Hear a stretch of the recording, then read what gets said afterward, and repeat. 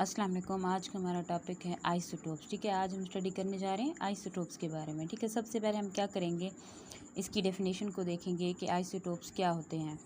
अब same atomic number but different mass number जी, यानी कि किसी भी एलिमेंट के ऐसे एटम जिनका एटॉमिक नंबर सेम होगा लेकिन हमारे पास उसका जो मास नंबर होगा वो डिफरेंट होगा, उसे हम कहते हैं कि वो आइसोटोप्स हैं। ठीक है, अब देखिए हम सपोज करते हैं हमारे पास हैं ये 3 आइसोटोप्स। ठीक है, कार्बन के 3 आइसोटोप्स हैं, कार्बन 612 है, कार्बन 613 है और कार्बन 614 है।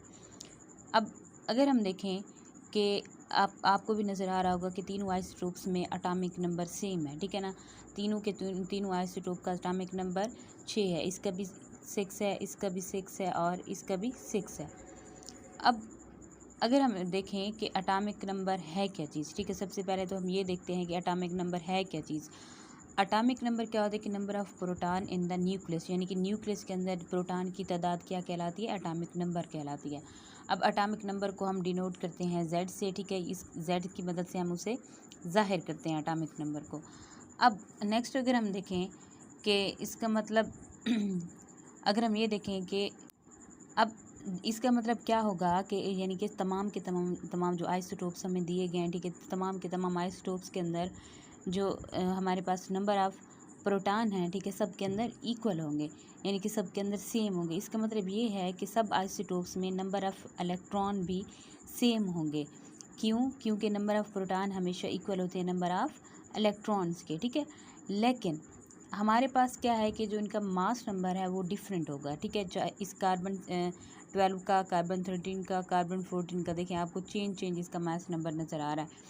अब आइसोटोप्स का बेसिक डिफरेंस होता है एटम्स में, वो होता है कि मास नंबर में आप देख रहे हैं कि कार्बन 6 के 12 के अंदर अगर आप लोग देखें कि यहाँ 6 ये क्या है, 6 हमारे पास क्या है, नंबर ऑफ़ प्रोटॉन्स। ठीक है, 6 इधर भी क्या है, नंबर ऑफ़ प्रोटॉन्स हैं, ये भी 6 क्या है, नंबर ऑफ़ प्रोटॉन, यानी कि तीनों के तीनों आइसोटोप्स के अंदर नंबर ऑफ़ प्रोटॉन सेम है। ठीक है, यानी कि नंबर ऑफ़ इलेक्ट्रॉन भी हम कह सकते हैं कि ये सेम होंगे। अब फ़र्क किस चीज़ का आ रहा है, फ़र्क आ रहा है नंबर ऑफ़ इलेक्ट्रॉन्स का। ठीक है, अब कार्बन 12 के अंदर नंबर ऑफ़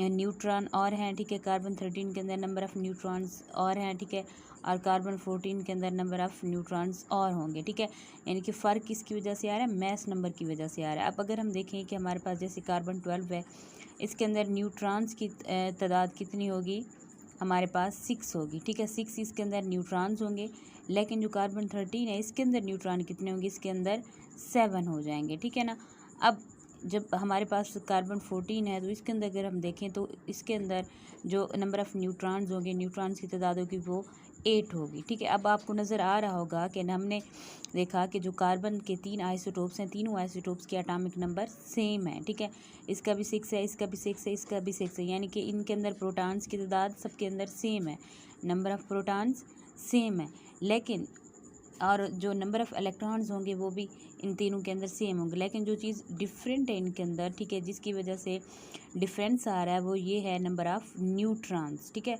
न्यूट्रॉन्स की तादाद चेंज हो रही है। अब ये किस वजह से है, क्योंकि मास नंबर उनका डिफरेंट हो रहा है। ठीक है, ये था। उसके बाद अगर फॉर एग्ज़ाम्पल कि अगर हम देखें कि ये सारी जो चीज़ थी, ये सारी की सारी हमारे पास सिंपल उसकी आइसोटोप्स की डेफिनेशन थी। अब आइसोटोप्स की हम केमिकल प्रॉपर्टीज़ को देखते हैं। ठीक है, अब अगर हम उसकी केमिकल प्रॉपर्टीज़ को देखें तो जाहिर सी बात है, नंबर ऑफ़ प्रोटॉन सेम है, ठीक है, नंबर ऑफ़ इलेक्ट्रॉन्स भी सेम है, तो उनकी केमिकल प्रॉपर्टीज़ भी सेम होती हैं। इसको अगर हम थोड़ा सा एक्सप्लेन करते हैं कि जो केमिकल प्रॉपर्टीज़ हैं ये क्यों सेम होती हैं, क्योंकि केमिकल प्रॉपर्टीज़ इलेक्ट्रॉनिक कन्फिग्रेशन पे डिपेंड करती हैं। ठीक है, और इलेक्ट्रॉनिक कन्फिग्रेशन को अगर हम देखें कि हम किसी भी एटम के इलेक्ट्रॉनिक कन्फिग्रेशन के किस इलेक्ट्रॉनिक कन्फिग्रेशन हम किसकी बेस पे करते हैं, इलेक्ट्रॉन्स की बेस पे करते हैं। ठीक है, और हमें पता है कि नंबर ऑफ़ इलेक्ट्रॉन्स इक्वल होते हैं नंबर ऑफ़ प्रोटॉन्स के। ठीक है, और नंबर ऑफ़ प्रोटॉन्स के हमारे पास एटॉमिक नंबर हैं। ठीक है, और एटॉमिक नंबर हमारे पास सारे आइसोटोप्स में सेम आ रहा है। ठीक है, एक जैसा आ रहा है, एटॉमिक नंबर 666। सो जो केमिकल प्रॉपर्टीज़ हैं इन सब की सेम होंगी। आपको भी नज़र आ रहा है कि ठीक है कि इनमें कार्बन 612 में हमारे पास इलेक्ट्रॉन कितने हैं, 6 हैं। ठीक है, कार्बन 612 में इलेक्ट्रॉन्स कितने होंगे, इलेक्ट्रॉन नंबर ऑफ़ इलेक्ट्रॉन्स अगर हम देखें इनके अंदर कार्बन 612 के अंदर तो नंबर ऑफ़ इलेक्ट्रॉन्स भी 6 होंगे। इसी तरह से कार्बन 13 के अंदर अगर हम देखते हैं नंबर ऑफ़ इलेक्ट्रॉन्स वो भी 6 हैं। कार्बन 14 के अंदर अगर हम देखें तो इनके अंदर भी नंबर ऑफ़ इलेक्ट्रॉन्स 6 हैं, ठीक है ना। तो क्या है कि अगर आप देखें कि सब के अंदर इलेक्ट्रॉन की जो तादाद है वो सेम है। अब अगर हम एक और चीज़ देखें कि हमारे पास अगर आपको नज़र भी आ रहा होगा कि जो केमिकल प्रॉपर्टीज़ हैं, ठीक है, मैंने अभी आपको एक पॉइंट बताया कि जो केमिकल प्रॉपर्टीज़ हैं वो डिपेंड करती हैं इलेक्ट्रॉनिक कन्फिग्रेशन पे, ठीक है। और इलेक्ट्रॉनिक कन्फिग्रेशन किसकी हम करते हैं, इलेक्ट्रॉन्स की इलेक्ट्रॉनिक कन्फिग्रेशन करते हैं, ठीक है ना। अब ये तो थी उसकी सारी की सारी केमिकल प्रॉपर्टीज़, ठीक है। नेक्स्ट अगर हम देखें कि हम अगर केमिकल प्रॉपर्टीज़ को देखते हैं कि जो केमिकल प्रॉपर्टीज़ हैं होती क्या हैं बेसिकली, ठीक है। हमने बोल तो दिया कि इनकी जो केमिकल प्रॉपर्टीज़ होंगी वो सेम होती हैं, ठीक है। सबकी कार्बन जैसे हमारे पास 3 आइसोटोप थे, कार्बन 6 के 12 की, कार्बन 6 13 की, कार्बन 6 14 की, सबकी केमिकल प्रॉपर्टीज़ सेम होंगी। लेकिन केमिकल प्रॉपर्टीज़ एक्चुअली होती क्या है ये हम देखें कि अब अगर हम ये देखें इन तीनों आइसोटोप्स को, ठीक है, कार्बन 6 को 12 को, कार्बन 6 13 को, कार्बन 6 14 को, ठीक है। अगर हम इन्हें देखें तो जो केमिकल हमारे पास इनका रिएक्शन होंगे, ठीक है, यानी कि केमिकल प्रॉपर्टीज़ होती क्या, केमिकल रिएक्शन, ठीक है। अब ये क्या होंगे कि सेम है, क्यों, क्योंकि सेम होंगे क्योंकि जितने भी कार्बन हैं उनके पहले शेल के अंदर कितने इलेक्ट्रॉन हैं, ये देखें इनके पहले शेल के अंदर 2 इलेक्ट्रॉन होंगे, ठीक है। अब बाकी जो 4 होंगे ये एक यहाँ पे होगा, एक यहाँ पे, एक यहाँ पे, एक यहाँ पे, यानी कि आउटर शेल के अंदर होंगे, ठीक है, बाकी 4। इसी तरह से अगर हम देखें कार्बन 13 के अंदर तो 2 इलेक्ट्रॉन जो आउट इनर शेल होगा, ठीक है, सबसे पहले उस शेल के अंदर होंगे, ठीक है, जो आउटर होगा उसके अंदर 4 होंगे। इसी तरह से कार्बन 14 को अगर हम देखें तो इसके अंदर भी सेम वही सिचुएशन होगी, ठीक है ना। अब क्योंकि हमने देख लिया कि सब के अंदर जो इलेक्ट्रॉन है आउटर शेल के अंदर सब के अंदर 4 इलेक्ट्रॉन है, ठीक है। सो इलेक्ट्रॉनिक कन्फिग्रेशन में जो इलेक्ट्रॉनिक कन्फिग्रेशन होगी वो सबकी सेम होगी, ठीक है। अगर हम देखें इलेक्ट्रॉनिक इनकी कन्फिग्रेशन तो हमारे पास इसकी इलेक्ट्रॉनिक कन्फिग्रेशन इस तरह से होगी कि 1s2 2s2 2p2, ठीक है, यानी कि सबके इलेक्ट्रॉनिक कन्फिग्रेशन भी सेम है। अब देखें कार्बन 12 किसी के साथ अगर केमिकल रिएक्शन करेगा तो ये 4 इलेक्ट्रॉन को शेयर करेगा, ठीक है। और कार्बन 13 भी इसी तरह से करेगा, अगर किसी के साथ केमिकल रिएक्शन करेगा तो ये अपने 4 जो इलेक्ट्रॉन हैं इनको शेयर करेगा। इसी तरह से कार्बन 14 हमारे पास है तो ये भी किसी के साथ अगर केमिकल रिएक्शन करता है तो ये अपने 4 इलेक्ट्रॉन्स को शेयर करेगा, ठीक है। इन शॉर्ट हम ये कह सकते हैं कि जो केमिकल प्रॉपर्टीज़ होती हैं वो सारे आइसोटोप्स की सेम होती हैं, लेकिन जो फिज़िकल प्रॉपर्टीज़ होती हैं, ठीक है, वो डिफरेंट होती हैं। क्यों, क्योंकि जो केमिकल प्रॉपर्टीज़ हैं वो डिपेंड करती हैं एटॉमिक नंबर पर, ठीक है ना। एटॉमिक नंबर जाहिर सी बात है तमाम एलिमेंट्स का, ठीक है, तमाम एटम्स का सेम होता है, इसी वजह से जो केमिकल प्रॉपर्टीज़ होंगी वो भी सेम होंगी।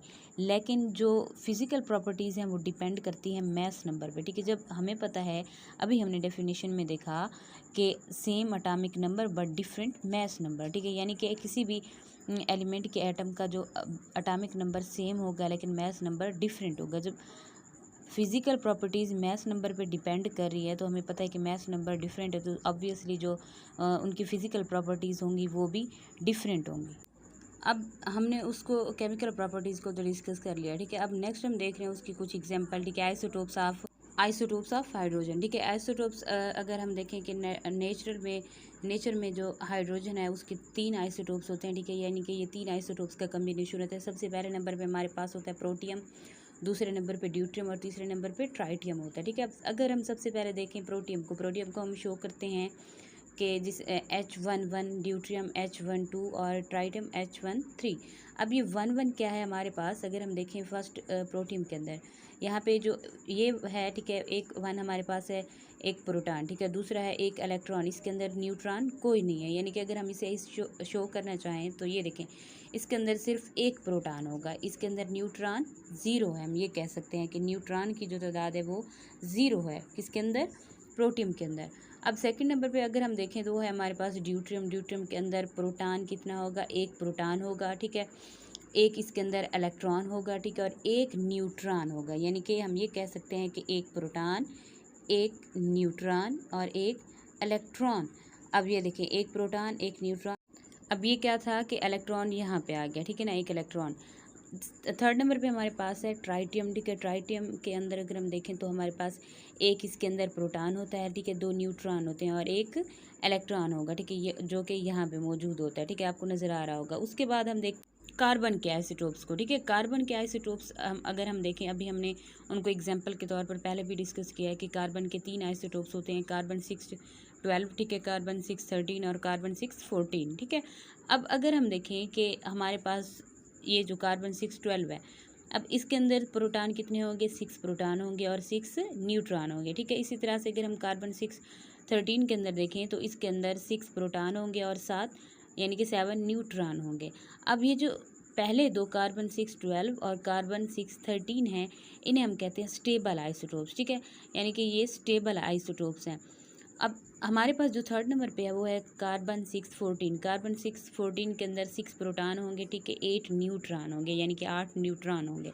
अब अगर हम देखें कि हमने बोला कि कार्बन 612 और कार्बन 613 स्टेबल आइसोटोप्स हैं, लेकिन जो कार्बन 614 है ये अनस्टेबल या रेडियो एक्टिव आइसोटोप है, ठीक है, यानी कि ये कंटिन्यूसली अल्फा पार्टिकल्स को, बीटा पार्टिकल्स को इमिट करता रहता है, ठीक है।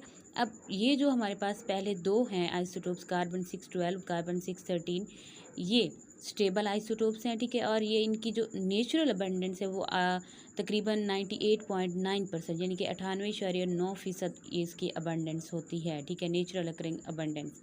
अब अगर हम देखें हमारे पास थर्ड नंबर पे उसकी जो एक एग्जांपल है वो है क्लोरीन के आइसोटोप्स, ठीक है। क्लोरीन के 2 आइसोटोप्स होते हैं, यानी कि 2 आइसोटोप्स होते हैं, क्लोरीन 1735, क्लोरीन 1737। अब अगर हम देखें कि हमें पता है कि इसके अंदर प्रोटॉन कितने होंगे, 17 होंगे और न्यूट्रॉन कितने होंगे, 18 होंगे। और जो क्लोरीन 1737 है, इसके अंदर प्रोटॉन 17 होंगे यानी कि 17 होंगे और 20 न्यूट्रॉन होंगे। यानी कि हम देखें, हमने जितने भी आइसोटोप्स को डिस्कस किया, जितने भी एलिमेंट्स के आइसोटोप्स को, हमने यही चीज़ सीखी कि जो नंबर ऑफ़ प्रोटॉन है हर आइसोटोप के अंदर सेम है, ठीक है, लेकिन जो नंबर ऑफ़ न्यूट्रॉन है वो तमाम के अंदर चेंज होता जा रहा है, ठीक है। अब क्या है कि हम क्या करते हैं कि जो केमिकल प्रॉपर्टीज़ हैं, ठीक है, वो डिपेंड करती हैं इलेक्ट्रॉनिक कन्फिग्रेशन पे है, ठीक है। और इलेक्ट्रॉनिक कन्फिग्रेशन हम किसकी करते हैं, इलेक्ट्रॉन्स की। और इलेक्ट्रॉन्स हमें पता है कि इक्वल होते हैं नंबर ऑफ़ प्रोटॉन के, और नंबर ऑफ़ प्रोटॉन क्या है, एटॉमिक नंबर। तो यानी कि जो केमिकल प्रॉपर्टीज़ हैं वो एटॉमिक नंबर पे डिपेंड कर रही हैं, इसी वजह से केमिकल प्रॉपर्टीज सेम रहेंगी, ठीक है। क्योंकि नंबर ऑफ़ उनके अंदर प्रोटॉन सेम रहते हैं हर एलिमेंट के आइसोटोप के अंदर, लेकिन जो फिज़िकल प्रॉपर्टीज़ हैं वो डिपेंड करती हैं इनके मैस नंबर पे। मैस नंबर हमें पता है कि डिफरेंट होता है इनका, तो ज़ाहिर सी बात है फ़िज़िकल प्रॉपर्टीज़ भी डिफरेंट होंगी, ठीक है। तो फिज़िकल प्रॉपर्टीज़ डिफरेंट होंगी क्योंकि जो नंबर ऑफ़ न्यूट्रॉन हैं वो हर आइसोटोप के अंदर चेंज हो रहे हैं। तो ये था हमारा लेक्चर। आई होप सो कि आपको समझ आ गया होगा। अगर आपको लेक्चर अच्छा लगा तो काइंडली सब्सक्राइब कीजिएगा, लाइक कीजिएगा। Thank you so much.